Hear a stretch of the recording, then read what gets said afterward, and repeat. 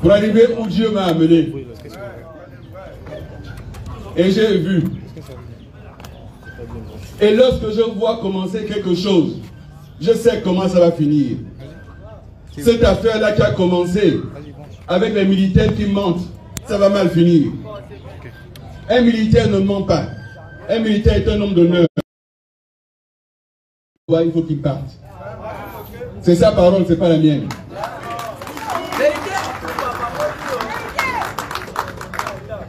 La constitution gabonaise n'avait aucun problème. Ce sont les hommes qui avaient des problèmes. Je le dis, nous avons été Premier ministre et nous avons vu comment ils ont empêché le gouvernement de travailler. Ce n'était pas la constitution, c'est les hommes. Et ceux qui aujourd'hui cherchent à modifier, on modifie pour améliorer, on ne modifie pas pour faire pire que ceux qui étaient là. Tous les pouvoirs entre les mains d'un seul homme, le pouvoir absolu corrompt absolument. C'est une affaire qui va mal finir. Et je suis là pour dire au peuple gabonais, ce qu'on est en train de vivre là, on l'a déjà vécu. Attention. Et les voici à nouveau, avec les t-shirts blancs qu'on a déjà vus, avec la couleur verte qu'on connaît. Le blanc et le vert, c'est la couleur du PDG. C'est connu. Et les gens qui hier disaient, on ne peut pas nous voir avec le PDG, les voici ensemble. Alors je vous le dis, lorsque quelqu'un qui dit qu'il vous a libéré, vous le voyez mettre dans la main avec le bourreau d'hier, c'est que c'est vous la victime.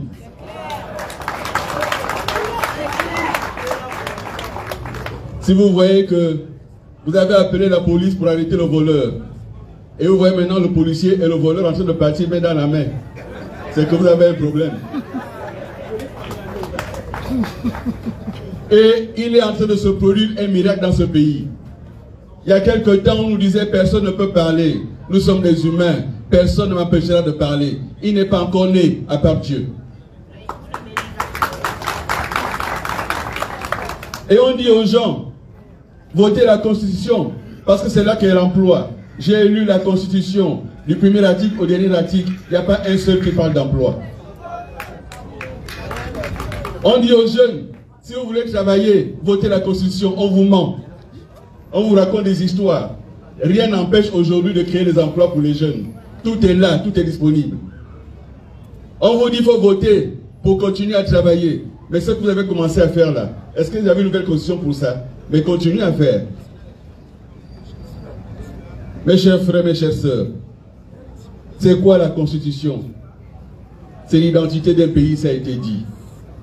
Le Gabon n'est pas né le 30 août. Le Gabon est né avant. Et toute constitution doit faire référence à ce qui a existé avant. On ne peut pas effacer Léomba comme ça, d'un trait de plume. Léomba n'existe plus. Le travail que Léomba, Aubameyang et tous les autres ont fait n'existe plus.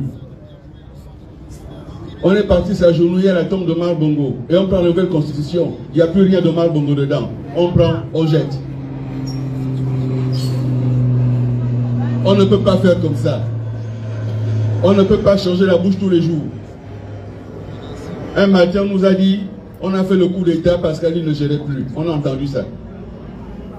L'autre matin, on a dit, c'est parce que Sylvia Noureddine gérait le cachet. On a entendu ça. Après, on a dit, c'est parce que les militaires n'ont pas eu le fonds électoral. On a entendu ça. Après, on a dit, c'est parce que le pays était mal géré. On a entendu ça. Après, maintenant, c'est Billy Binze. Ça devient le fait de Billy Binze parce que Billy Binze a dit non, non, non. J'ai dit non, non, non. Cette condition est mauvaise. Il faut dire non. Parce qu'on s'affirme en disant non. Les gens qui disent oui, ne vous disent pas pourquoi ils disent oui. J'ai même entendu celui qui coordonne notre campagne nationale. Il a dit votons d'abord. Si ça ne marche pas devant, on va changer. Et tous ils disent ça. Ils disent c'est pas grave, votons seulement. On verra devant, on peut changer. Donc on dit aux gens de voter un brouillon. Vous avez dit que c'est 24 mois. Vous êtes pressé pourquoi? Vous courez pourquoi? La Constitution ne peut pas diviser un pays. Nous partons avec ceux qui sont pour le oui, sont nos frères. Ils ont des raisons certainement de dire oui s'ils ont lu. Mais nous avons lu, et rien là-dedans nous permet de dire qu'il faut voter cette constitution. Nous votons non. Bien sûr, il y a des choses positives dans cette constitution. La limitation des mandats, c'est une chose positive. Mais 7 ans de mandat. Il n'y a plus que les pays d'Afrique centrale qui ont 7 ans de mandat. Et regardez notre État. Ceux qui se développent, ça a été dit, ils ont 5 ans de mandat. Ils ont 4 ans de mandat. 7 ans. Et on demande, mais pourquoi 7 ans? On dit parce qu'il lui faut 2 ans pour apprendre. Mais s'il doit apprendre qu'il est à l'école, c'est pas là-bas qu'on apprend.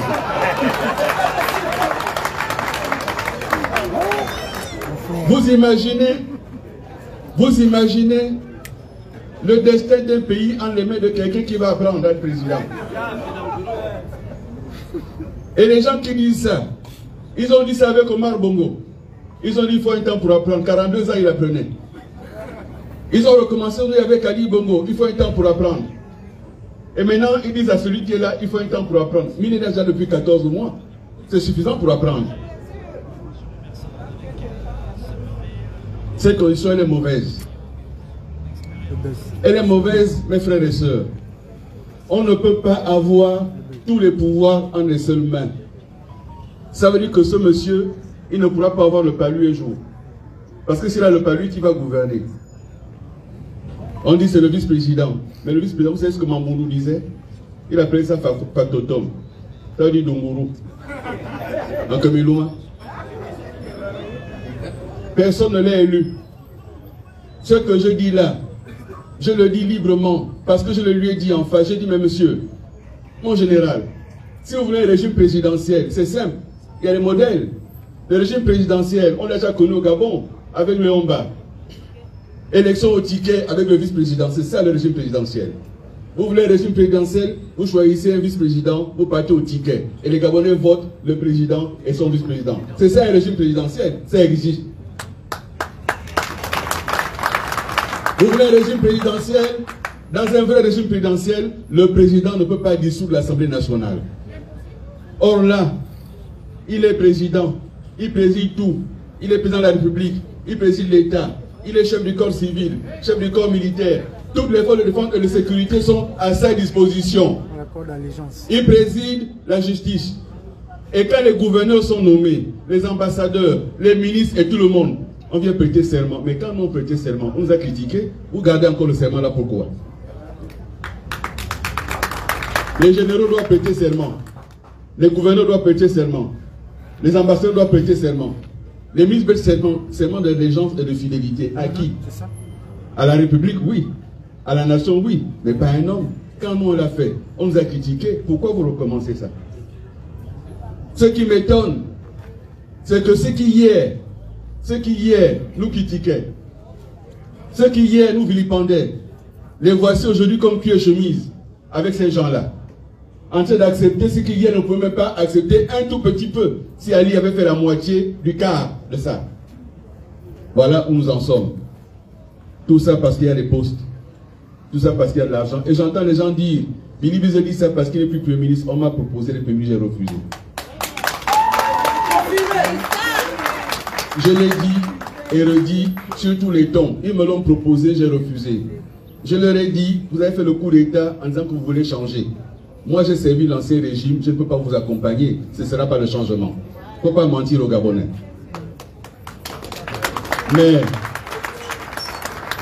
Mais celui qu'ils ont pris, est-ce que lui n'a pas été Premier ministre d'Ali? Moi, je n'ai fait que 7 mois. En 7 mois, on dirait que c'est Billy Bize qui était président du Gabon. Toute chose, c'est Billy Bize. La route devant Makoko n'est pas faite, c'est Billy Bize. Parce que je suis de Makoko. Mais là où il est parti parler en Bigou, il y a la route.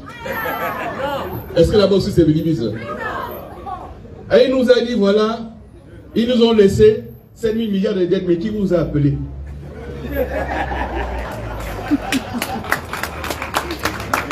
Quand tu viens braquer dans une maison, tu prends ce qu'il y a. Si c'est pourri, c'est pourri. On ne t'a pas appelé. Mais là, tu dis aux gens, j'ai trouvé 7 000 milliards de dettes. Ok, on sait. Nous-mêmes, on l'avait déjà dit. Tu ne nous apprends rien. Par contre, dis-nous combien tu as trouvé dans les caisses de l'État. Pourquoi on ne dit pas ça? Ce qu'on a pris dans les domiciles, c'était combien? Et c'est parti où? L'or qu'on a trouvé chez les gens, c'est allé où? Les milliards chez les gens, c'est allé où? Vous voyez pourquoi ils veulent l'amnistie? Ils disent que l'amnistie, c'est dans la nuit du 29 août jusqu'au 4 septembre. Vous n'étiez pas là. Il s'est passé quoi dans cette nuit-là? On ne sait pas. Donc on vous dit donnez l'amnistie, vous le peuple gabonais donnez l'amnistie. Mais après, quand vous découvrirez les raisons pour lesquelles ils ont voulu l'amnistie, vous ne pourrez plus changer. Voilà une femme, elle est assise dans sa maison, le mari rentre dehors, ma chérie, oui, pardonne-moi. Ma chérie, je te dis pardonne-moi, dis d'abord que tu me pardonnes. Mais une femme normale, elle va dire, mais chérie, tu as fait quoi? Parce que pardon, là je ne sais pas ce que tu as fait. Non chérie, pardonne-moi seulement. Comme ça on continue notre vie. On ne peut pas faire ça. Voici nos frères de la diaspora. Ils se sont battus. Je ne connais pas M. Mangara. Je ne l'ai jamais rencontré dans ma vie. Mais M. Mangara a été un des premiers dans la diaspora à créer un mouvement politique. Bongo doit partir. Il a fait ça aux États-Unis. On nous dit que demain il ne peut pas être candidat parce qu'il vit aux États-Unis. Si tu veux être candidat, il faut rentrer au Gabon pendant 3 ans. Mais quand tu rentres là, ils connaissent déjà tes intentions. Ils ne vont même pas t'accepter la candidature. On ne peut pas accepter ça. Cette condition elle est mauvaise. Parce que en réalité, le pouvoir, ça s'équilibre. Ça s'équilibre dans une maison. L'homme ne décide pas tout. Quand il est marié, il consulte sa femme. C'est ça, non, les femmes? Un homme qui décide de tout dans une maison, ça finit mal. Ils ont dit qu'on doit changer. Changeons, changeons, changeons. On ne peut pas continuer. C'est pour ça que nous disons non, non, non. Non, non, non, non. Non, non, non. Non, non, non, non. Non, non, non. Non, non, non, non. Alors, regardez ce qu'ils font. Stéphane Iloko est encore au PDG. Comme moi, j'ai seulement dit que après le référendum, on va s'asseoir. On compte les biens, chacun paraît que c'est bien. Parce que personne n'a lu la Constitution. J'ai discuté avec des Gabonais dans les quartiers. Sur 20 Gabonais assis, je demande qui a lu la Constitution. Il y a peut-être un ou un deuxième qui lève un doigt hésitant. Si je pose la question ici, je suis sûr qu'on n'a pas lu la Constitution. Et pourtant, ils ont affiché les listes électorales dans les mairies, chez les chefs de quartier, les chefs de village. Ils auraient pu afficher la Constitution pour que chacun aille lire. On affiche l'ancienne Constitution, on affiche la nouvelle Constitution, comme ça on voit la différence. Mais pourquoi ils cachent? Pour qu'on ne sache pas ce qui se passe. Et on dit votez seulement. Dites oui. Dites oui. Dites oui. Ce sont les oui, oui. Les oui, oui, les bénis, oui, oui. Toute une vie, oui, oui, oui, béni, oui, oui. Ils ont dit, a dit oui, a dit oui, a dit oui. Ils ont dit, déjà, bongo, bembe. Maintenant, les mêmes vont dire, déjà, oliki, bembe. Quel est ce peuple? Comment est-ce que nous pouvons faire comme ça? On s'est trompé hier sur une chose. On a vu là où on s'est trompé. Et on revient aujourd'hui, on refait la même chose. Quelqu'un a dit, la vraie folie, c'est de faire tous les jours la même chose et de penser avoir un résultat différent.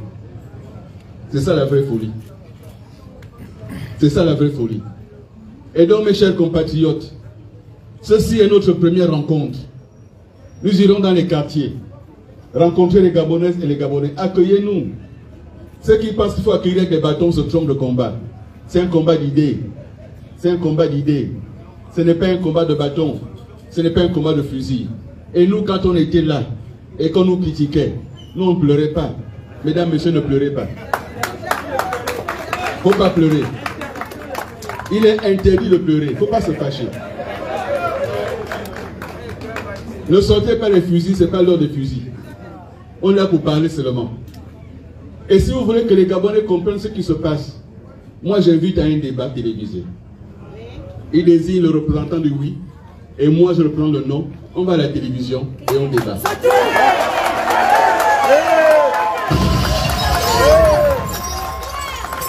Alors, si lui-même ne peut pas venir, qu'il envoie le Premier ministre.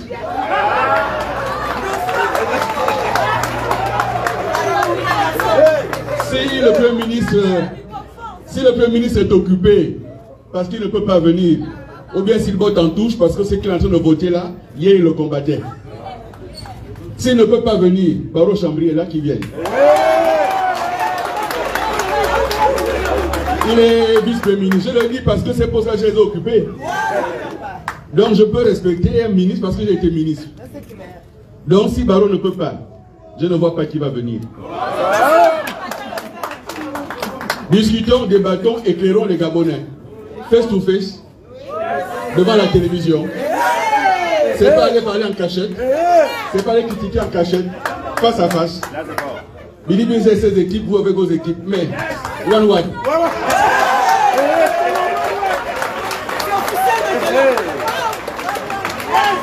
Voilà, chers compatriotes, nous devons aller à ce référendum les yeux ouverts. N'ayez pas peur. N'ayez pas peur. Il n'arrivera rien. N'ayez pas peur. Dites non, c'est votre droit. Dites non. Non. Non. Non. Non.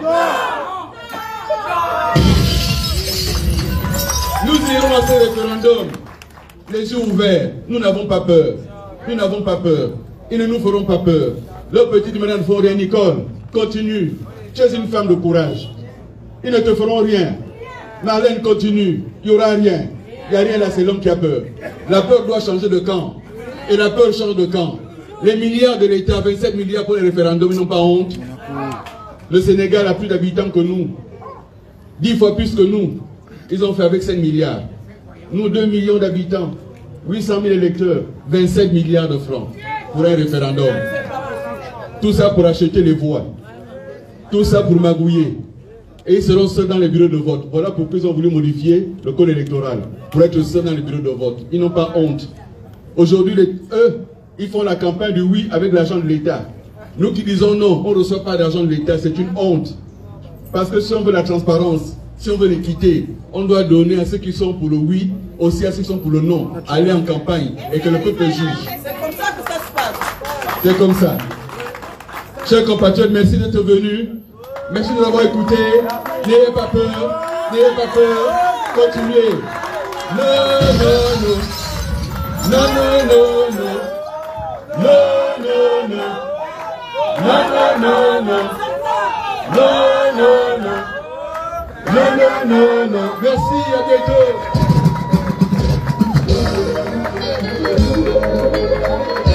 Ça fait comprendre. Merci, peuple de Zayon. Nous sommes fiers de vous. Vous avez écouté religieusement ce doux message de l'ancien Premier ministre. Merci, peuple de Zayon. Et à très bientôt.